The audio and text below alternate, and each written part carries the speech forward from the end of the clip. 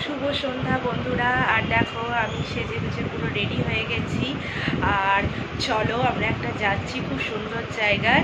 আর চলো ভিডিওটা দেখতে থাকো আর তোমরাও দেখো কোথায় যাচ্ছি না যাচ্ছি।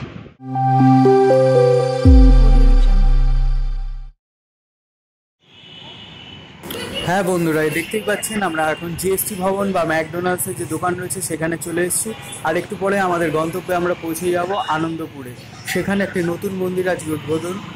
এই উদ্বোধনের যে স্থানটি দেখতে পাচ্ছেন, এবার আমরা চলে এসেছি আনন্দপুরের ঠিক মোড়েই নতুন একটি জগন্নাথ মন্দিরের উদ্বোধন হলো। সেটাই আপনারাও আসতে পারেন।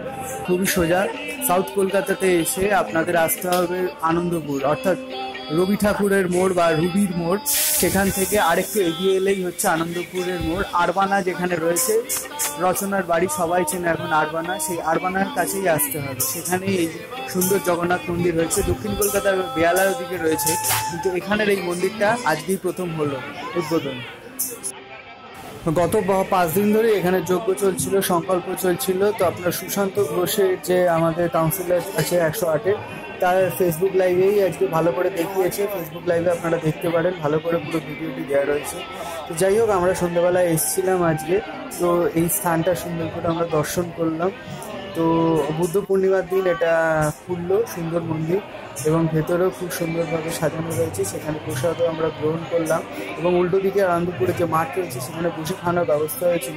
তাও দেখাবো, কিন্তু এত ভিড় ছিল যে আমরা সেখানে লাইন দিয়ে সে প্রসাদ গ্রহণ করিনি। পরে কখনো সুযোগ সুবিধা হলে নিশ্চয়ই আসবো। জগন্নাথের ইচ্ছা হলে আমরা সেই বসেও কোনো একদিন ভোগ গ্রহণ করবো, যদি পরবর্তী ক্ষেত্রে কখনো সেই উদযাপনের জন্য সেগুলো তারা ব্যবস্থা করে। তো খুবই সুন্দর। এবং দেখলাম বস্ত্র বিতরণও হচ্ছে, মানে নরনারীর যে সেবা সেটাও এখানে চলছে। শুধুমাত্র মন্দির প্রতিষ্ঠা বা ঠাকুরের পুজো বা নিজের প্রতিষ্ঠা তা নয়, সব কিছুই এখানে ছিল।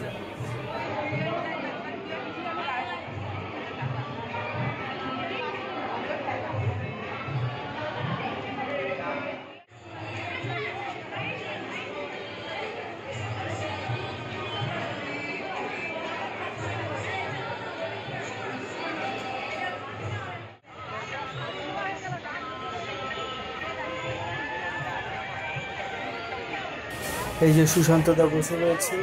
যাই হোক, এখানে আমরা একটু ভালো করে ভিডিও করে বাইরের দিকে আমরা যাব, সেখানকার ভিডিও আপনাদের দেখাবো।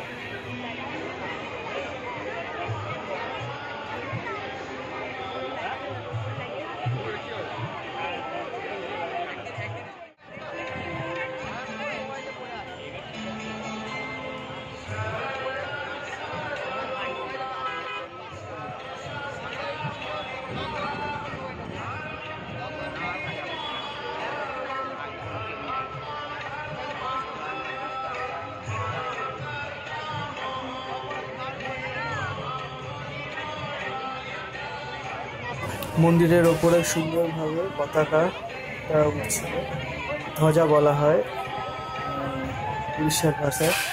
তো সুন্দরভাবে এই মন্দিরটি গঠন করা হয়েছে, এবং তা দেখতেই পাচ্ছেন এখানে স্থাপত্য যেখানে শিলান্যাস করা হয়েছে তাতেও লেখা রয়েছে সমস্ত কিছু।